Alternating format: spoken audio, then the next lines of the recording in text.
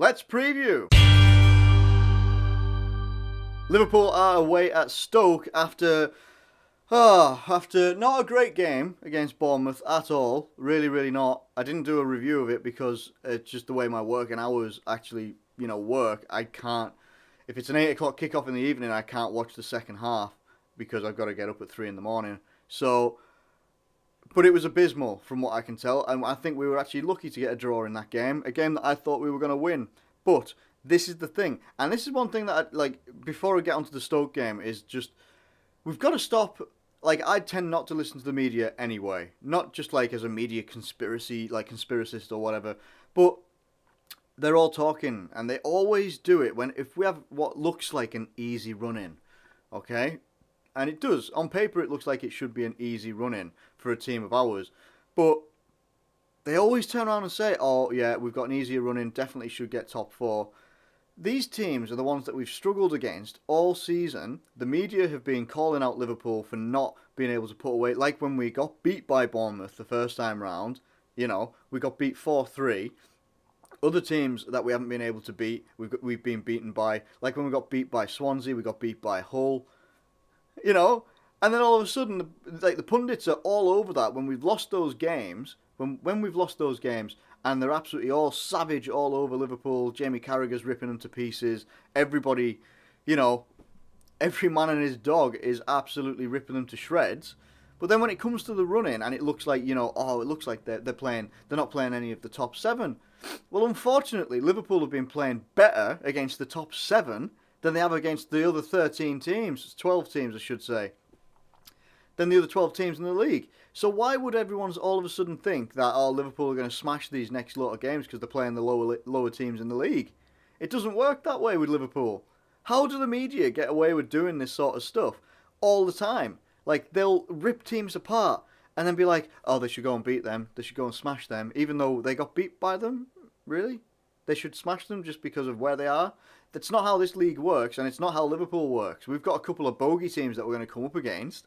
Let's not forget, only a couple of years ago, we got beat by Stoke 6-1. Let's not forget that, alright? People can slag off Stoke and the way they play and all that sort of stuff. They've beaten us badly on the final day of the season. And, it's possible. It's always possible against Liverpool. Liverpool have the ability to do 3 things. They're either going to smash a team, they're going to struggle against a team like they did against Bournemouth the other night, or they'll capitulate and they'll absolutely throw it away. They will throw it away. They can't afford to throw it away, though. We've only got, I think, 7 games left of this season, including Stoke.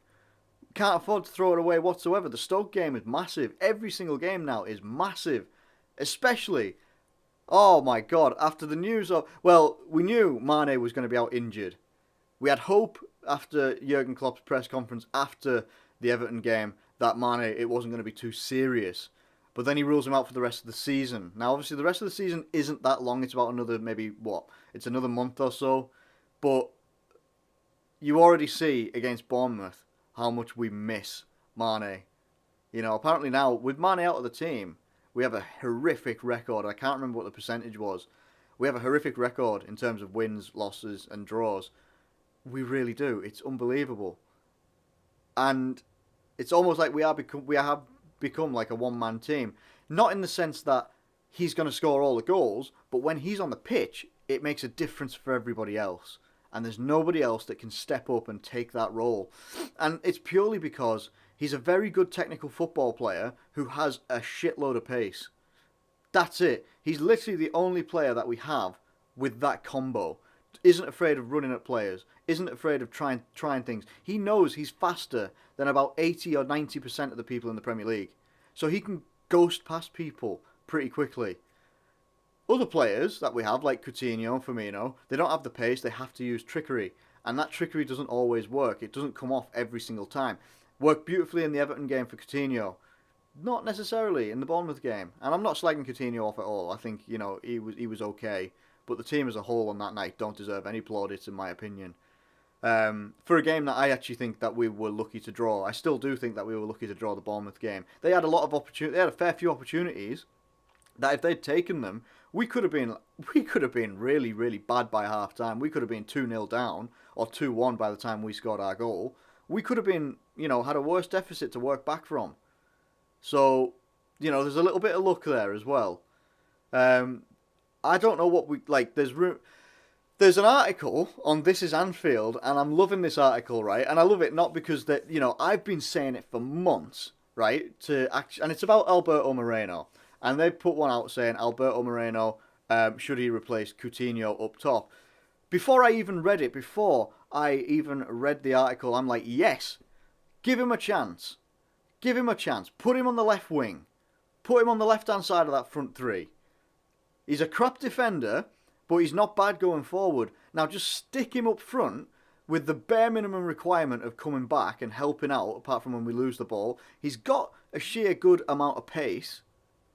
He's not got a bad shot on him. He's got an alright cross on him as well. It'll also mean that Milner isn't necessarily having to go right up and down the pitch every single time. He's an older guy and he hasn't got a lot of pace himself. He hasn't got much pace, if at all to speak of. But that would be a good option to go with. It really, really would be. We're in this situation now with Mane injured. Markovic at Hull is doing a pretty good job. He's getting some pretty good consistent performances in. We really could have done with that with him coming back, couldn't we? But I remember someone saying that, Markovic is shit, he's not good enough for the Premier League. Well, I'm sorry, but he's doing it for Hull, and I know Hull aren't the best team in the league, but why couldn't he have done that at Liverpool? And he would have given us some pretty good cover for Mane. Not the best by any stretch of the imagination, but he would have given us good cover. It would have given us an option where Mane goes out injured, and now we literally don't have any player like him to replace him. There probably won't be a change in formation. It just means that we'll have a slower attack. They're saying that Daniel Sturridge is back. Great stuff. That's absolutely fine. Not a problem with that whatsoever. Where are you going to play him? When are you going to play him? Origi's looking pretty good and he's wanting his confidence boosted higher. He's a young lad and he wants to prove that he's right here for the here and now. Sturridge, there's a lot of conjecture. Is he going to be here next year? Is he going to want to put performances in for the rest of the season? He's going to have to. If Mane went with Mane being out for the rest of the season, he's going to have to do something. But when do you play him? And what I mean that is, when do you start Sturridge or do you have him as a sub? Because I still prefer him as a sub. Yes, he's got some good he's still got very, very good technical ability. He doesn't have that pace that he did have. But he hasn't played for ages. He has not played for ages. I can't remember the last time he played. Let me know when he did. I haven't looked it up. I'll let you know that right now. I haven't looked it up. But Origi looks hungry. He looks like he's got a lot of desire. So why not just do that? What will probably end up happening is Origi will go on the right-hand side. Firmino will go through the middle.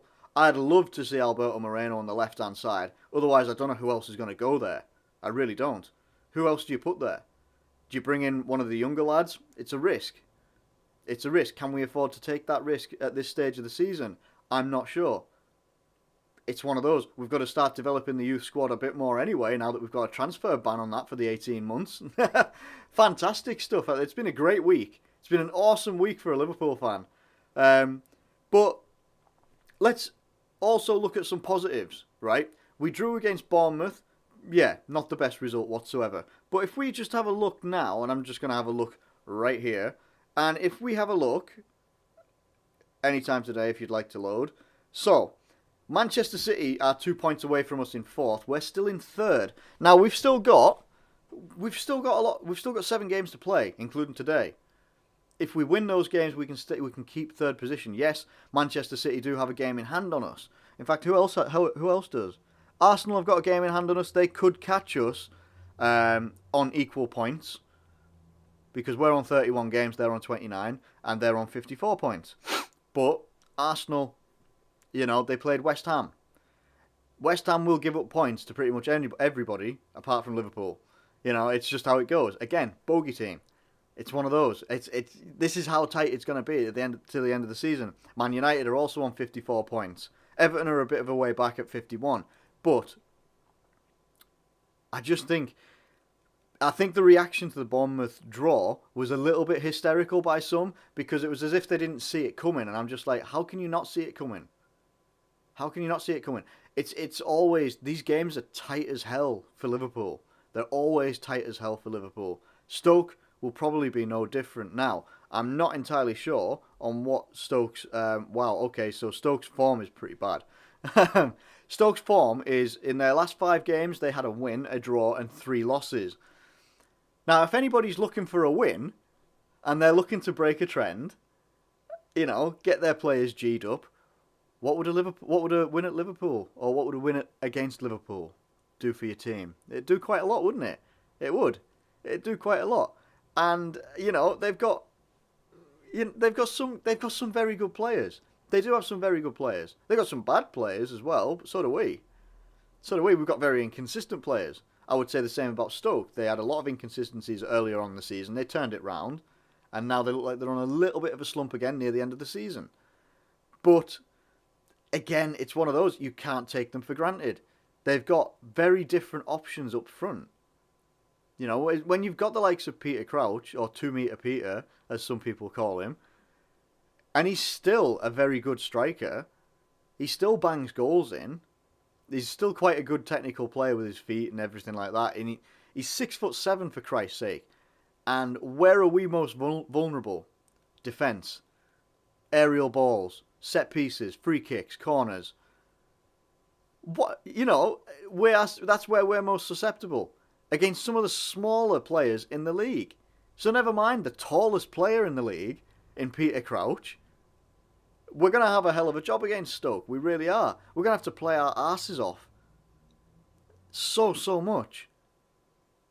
And I'll be honest with you, I'm only seeing a draw coming out of this one as a positive. And I'm hoping that we don't draw. I'm hoping that we go and win. Obviously, I'm hoping that we win, but I'm genuinely only seeing a draw. Because I don't think we're going to be able to deal with their aerial threat. I think we'll score. But I think I've just got a feeling right up in here that it's going to be a draw. And the media is going to be savage all over Liverpool again. That's just how I see it anyway. That's how I see it at the moment. I don't see it any other way. I might be wrong. I hope I'm wrong. I always hope I'm wrong. I don't want to be drawing. I don't want us to be to be worrying about Stoke. But these are the teams that we're going to have to worry about now. This isn't the easy running that everyone thinks it is. It's not. It's difficult. Because for some reason, Liverpool can't get up for these games properly. You know, yeah, there was games earlier on the season where I think we put 5 past Hull. Great, that's fine, no problem. We haven't really done that since, though. You know, and I can't say, especially and I've talked about Mane being out as well. I haven't even touched on the fact that Coutinho isn't going to be playing in this game. Mane is obviously not going to be playing in this game. Henderson's out and Lallana's still out. It doesn't look good. It does not look good, and to be fair, there's contrasting reports of when they're all going to be back. Coutinho, he could miss this game. He might not, though. Henderson and Lallana could be another couple of days, but we're not sure. Mane is definitely out for the season. That's the only definite that we've got. Henderson and Lallana, they're vital in our midfield. They really, really are. More vital than people realise. Because Emre Can started playing quite well, and everyone was just like, "Oh, it doesn't matter. Henderson can be out. It's no problem." It is a problem. I think people underrate and underestimate Henderson and the job he does in midfield. I really do. They underappreciate it as well, the hard work that he puts in that midfield. I'm not saying he's not N'Golo Kante, but he works hard in that midfield. He gets about, puts tackles in. His passing is generally pretty damn good. And then Lallana as well. He's a tricky player this year. Seems to be completely transformed, and we don't know when they're coming back, but we need them back as soon as possible. All of them. Coutinho. I mean, thankfully Coutinho's only ill and he's not actually been injured again. Because if we had Coutinho and Mane both out injured for the rest of this season or something like that, devastating. Absolutely devastating. So I'm going for a draw. It's not the most exciting preview I've ever done. It's quite somber almost. I'm not admitting defeat or anything like that because I'm thinking that the end result will be a draw. I'm hoping for a win, but I think it'll be a draw. But what do you guys think? Let me know in the comments below what you think, Liverpool fans and Stoke fans. Let me know what you think. What's going to happen today? Come on, Liverpool. We need the victory. We can get it, but we need to play so much better than we did against Stoke. against Bournemouth, I should say. Jesus Christ. I'm going to leave it there. Anyway, let me know your thoughts in the comments below. If you've enjoyed the video, please drop a like on the video. Subscribe if you're new around here. Thank you ever so much for watching, as always, and I'll catch you later.